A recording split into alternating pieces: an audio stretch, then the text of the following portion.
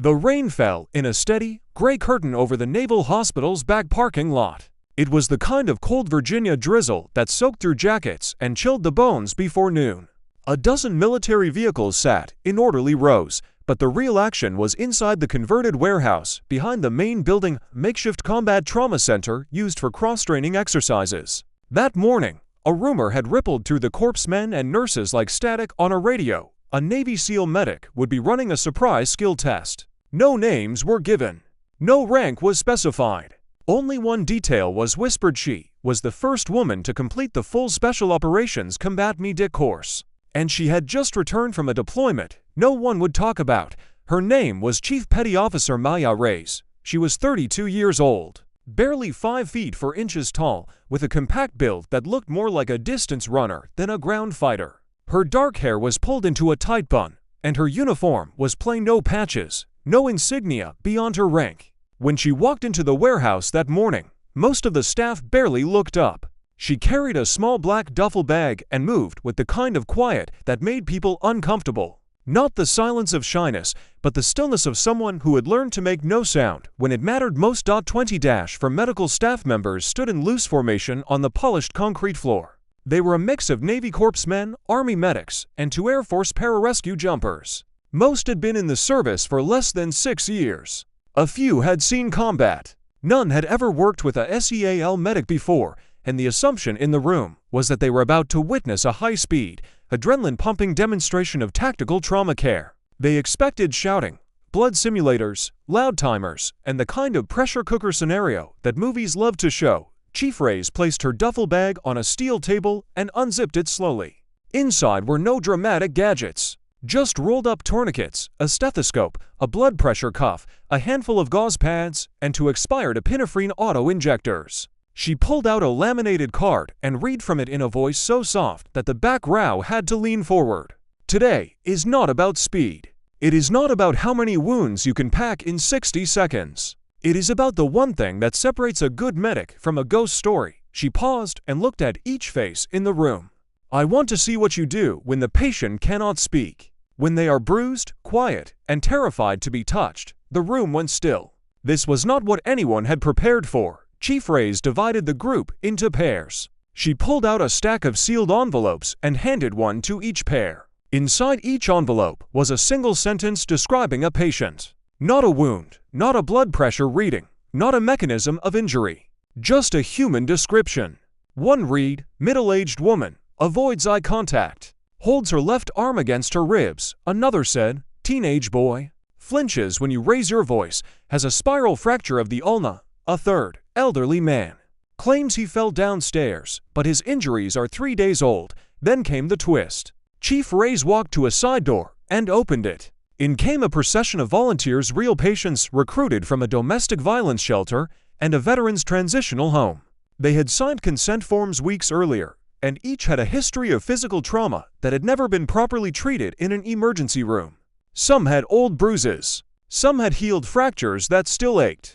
All of them carried the invisible weight of having been hurt by someone who was supposed to love them. The medical staff stared. This was not a dummy with fake blood. These were real people with real pain, and Chief Reyes had just told them to begin. A young Navy corpsman named Petty Officer 3rd Class David Kim approached his assigned patient first. She was a woman in her 40s wearing a long-sleeved shirt and keeping her hands folded in her lap. She did not look up when David introduced himself. He repeated his name louder, thinking she hadn't heard. She flinched. Her shoulders curled inward, and she pulled her sleeves down over her wrists. David hesitated. His training told him to assess the ABC's airway, breathing, circulation. But the patient's airway was open, she was breathing, and her pulse was steady. So he moved to the secondary survey, reaching for her arm to check for deformities. The moment his fingers touched her sleeve, she jerked back as if burned. A small, involuntary sound escaped her throat, not a scream, but a whimper so quiet it was almost swallowed by the rain on the roof. David froze. He looked to Chief Reyes for guidance, but she stood motionless by the duffel bag, her face unreadable. The other teams were having similar experiences. One medic had tried to lift a young man's shirt to listen to his lungs, and the patient had curled into a fetal position. Another had asked a teenage girl to rate her pain on a scale of 1 to 10, and the girl had simply shaken her head. Tears streaming down her face in silence, the room filled with the sound of frustrated medics and frightened patients. Clipboards dropped. Knees hit the floor. One corpsman started crying herself when an elderly man whispered, "Please don't hurt me. He said he'd find me if I told anyone." Chief Reyes let this go on for 20 minutes. Then she clapped her hands once, not hard, but sharp. Everyone stopped. "Debrief," she said. "Tell me what you saw." A pararescue jumper spoke first. "They're not giving me a clear history. I asked if they had any allergies, and the patient just stared at the floor." A Navy hospital corpsman said, "I couldn't get a blood pressure because the patient wouldn't let me roll up her sleeve. She kept saying she was fine." Another medic added, "My guy had a limp, but when I asked how he hurt his leg, he said he walked into a door." The bruise pattern didn't match. Chief Reyes nodded slowly. She walked to the center of the room and turned in a slow circle, looking at every face. Then she spoke words that would change how each of them practiced medicine forever. "You just failed," she said. "Every single one of you. Not because you don't know anatomy. Not because you can't place a tourniquet. You failed because you treated these patients like trauma dummies instead of human beings who have already been hurt by people in positions of power. You are wearing uniforms. You carry authority. And to someone who has been beaten, choked, or held down by a spouse, parent, or partner, a uniform and a loud voice are not safety. They are a threat." She pulled a chair next to the middle-aged woman who had flinched at David's touch. Chief Reyes did not sit. Instead, she lowered herself to the floor, cross-legged, so that she was physically below the patient's eye level. She placed her hands on her own knees, palms up, open and empty. She did not speak for a full minute. She just breathed, slowly, audibly, in through her nose, out through her mouth. The woman in the chair watched her with cautious eyes. Then, after a long silence, she copied the breathing. Her shoulders dropped half an inch. Chief Reyes spoke in a voice so gentle it barely carried past the first row. "My name is Maya. I'm not here to fix you. I'm here to believe you. Can I sit here with you for a minute?" The woman nodded. "Can I ask you a question you can answer with a yes or a no? You don't have to speak. Just blink once for yes, twice for no." The woman blinked once. "Does your left arm hurt more than your right?" One blink. "Has anyone hurt you in the last month?" Two blinks. Then, after a pause, one blink. The woman's eyes filled with tears, but she did not look away. Chief Reyes turned her head slightly toward the stunned medical staff. "This," she said, "is the first assessment. Not the airway. Not the breathing. The first assessment is trust. And trust is not demanded. It is earned through patience, through silence, and through showing someone that you will not grab them, yell at them, or force them." She spent the next hour walking each team through a new way of working. Instead of reaching for a patient's arm, she taught them to ask, "Is it okay if I touch your sleeve?" Instead of demanding eye contact, she taught them to sit sideways, looking at the same wall as the patient. Instead of charting patient uncooperative, she taught them to write, "Patient showed signs of hypervigilance and tactile defensiveness. History of intimate partner violence suspected." By the end of the morning, something had shifted in the warehouse. The medical staff were no longer moving fast or loud. They were moving slow. They were kneeling. They were apologizing when they startled a patient. They were offering blankets before offering stethoscopes. One corpsman spent 15 minutes just sitting on the floor next to a teenage boy, matching his breathing, until the boy finally whispered, "My dad broke my wrist 3 weeks ago. I told these I fell off my bike." The corpsman did not say, "Why didn't you tell the truth?" He did not say, "You should have said something sooner." He said, "Thank you for telling me now." That was brave. Chief Reyes watched from the corner of the room, her arms crossed over her chest. For the first time that day, a small, tired smile touched her lips. But it did not stay long, because she knew that the hardest part was still ahead. The morning had been about recognizing the bruised and the quiet. The afternoon would be about testing her own skills not as a teacher, but as a medic in front of an audience that had no idea what she had survived to stand in that room. The lunch break was silent. No one went to the cafeteria. Instead, the medical staff sat scattered around the warehouse floor, eating protein bars and granola from their pockets, replaying the morning in their heads. Petty Officer Kim stared at his hands, the same hands that had made a domestic violence survivor flinch. He had never felt more useless in his life. And yet, he also felt something else. A strange, uncomfortable gratitude. Chief Ray's had not humiliated them. She had shown them a mirror, and the reflection was ugly, but it was honest. At 1300 hours, she called them back to formation. This time, she stood behind the steel table, and the black duffel bag was open wider. Inside now were real medical supplies: a field intubation kit, a chest decompression needle, a portable ultrasound, and a small, worn notebook with a coiled binding. She picked up the notebook and held it like it was made of glass. "This morning, you learned how to see patients who cannot speak," she said. "This afternoon, I am going to show you why that matters. I am going to be your patient." Confused murmurs rippled through the ranks. A SEAL medic was going to roleplay as a trauma victim? That seemed beneath her. But Chief Ray shook her head. "No roleplay," she said. "I am going to tell you a story. It is my story. And when I am done telling it, you are going to assess me, treat me, and document me as if I walked into your aid station for the first time. You will have 10 minutes. You will not use my name or my rank. You will see only a patient." She sat down on a plastic chair in the middle of the floor. The rain had stopped outside, but the warehouse felt colder. She rolled up her left sleeve without being asked. There, on the inside of her forearm, was a long, pale scar, not a surgical scar, but the kind left by a deep, jagged cut that had healed without stitches. Then she rolled up her right sleeve. More scars. Smaller, clustered, like burns from a cigarette or the tip of a hot metal rod. No one breath. Chief Ray's began to speak in the same quiet voice she had used all day. But now it was threaded with something raw. "I joined the Navy at 19 to get away from home. My father was a sheriff's deputy in a small town. My mother was a nurse. To everyone outside our house, we were the perfect American family. Inside our house, my father had a temper that he called discipline and a fist that he called love. My mother never laid a hand on me, but she also never stopped him. She cleaned my cuts in the bathroom at midnight and told me to be quieter next time." She pulled up the hem of her trousers, revealing a mottled patch of discolored skin on her shin. "Broke this when I was 15. He said I talked back. I didn't go to a doctor for 2 weeks. By then, it had started healing wrong. A corpsman on my first deployment noticed my limp during a PT test. He asked if I had injured myself in training.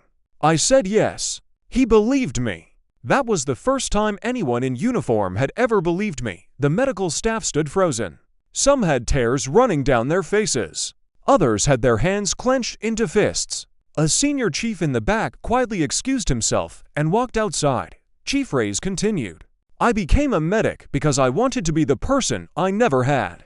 The one who would not look away. The one who would not say be quieter. I passed every course. I deployed 3 times. I treated blast injuries, gunshot wounds, and to soldiers who had been tortured. But I never told anyone about my own scars. I kept them under my sleeves, just like every patient you saw this morning." She looked down at her hands. "Then, 6 months ago, I was on a training exercise in the desert. Night jump. My main parachute failed. I deployed my reserve, but the wind caught me and slammed me into the side of a shipping container. I broke 3 ribs, punctured a lung, and fractured my C6 vertebra. The medic who found me did everything right. He stabilized my neck. He sealed my chest wound. He started 2 large-bore IVs. But when I tried to tell him that my back hurt more than my chest, he said, 'Ma'am, you're in shock. Let me do my job.'" Her voice cracked for the first time. He was a good medic. A great medic. But he did not listen. He assumed that because I was a SEAL, I could not be scared. He assumed that because I was not screaming, I was not in pain. He transported me to the field hospital with a cervical collar that was too tight and a backboard that made my fracture worse. I spent 3 weeks in a military ICU and then 2 months learning to walk again. And the whole time, I kept thinking, if I, a trained combat medic, could not get a fellow medic to listen to me, what chance does a bruised and quiet civilian have? She stood up slowly, using the chair for support. Her back was still not fully healed. Everyone could see that now. The way she held her right shoulder slightly higher than the left. The way she shifted her weight to one leg. The way her breathing was shallow, not from anxiety, but from ribs that had never quite set right. "Now," she said, "you have 10 minutes. Assess me. Treat me. But here is the catch. You cannot use any words that imply I am lying, exaggerating, or confused. You cannot say, 'Are you sure?' You cannot say that doesn't match your vital signs. You can only say I hear you. Tell me more. And what else? Go. The first 30 seconds were chaos. Several medics rushed forward, reaching for her neck, her pulse, her pupils. Chief Ray stepped back and held up a hand. Stop. You are failing again. You are moving too fast. You are scaring me. Petty Officer Kim was the one who finally understood. He walked to the supply table, picked up a folding stool, and placed it 6 feet away from her. Then he sat down. Not in front of her, to the side, at a 45-degree angle. He placed his stethoscope on the stool next to him, not around his neck. He folded his hands in his lap. My name is David, he said. I'm not going to touch you unless you say it's okay. Can you tell me what hurts the most right now? Chief Ray studied him for a long moment. Then she pointed to her upper back, near the right shoulder blade. There, she said. It's been hurting since last night. I didn't sleep well. David nodded. That sounds miserable. Is it a sharp pain or an aching pain? Aching? But sometimes sharp. If I turn my head too fast, would it be okay if I looked at your neck from here? I won't touch. I just want to see if your muscles look uneven. She nodded. He leaned forward slightly, keeping his hands on his own knees. He saw the asymmetry in her trapezius muscles. He saw the way her head tilted just a fraction to the left. He did not say that's probably from your old fracture, he said. I notice your right shoulder is higher. Has that been getting worse, or is it the same as yesterday? Worse, she said. I think I overdid it this morning. I was demonstrating a log roll for a class, and I felt something pop. Double quotes. David picked up a small whiteboard and wrote down her words verbatim. Patient reports increased right shoulder pain since performing a log roll demonstration. Pain described as aching with sharp exacerbation on head rotation.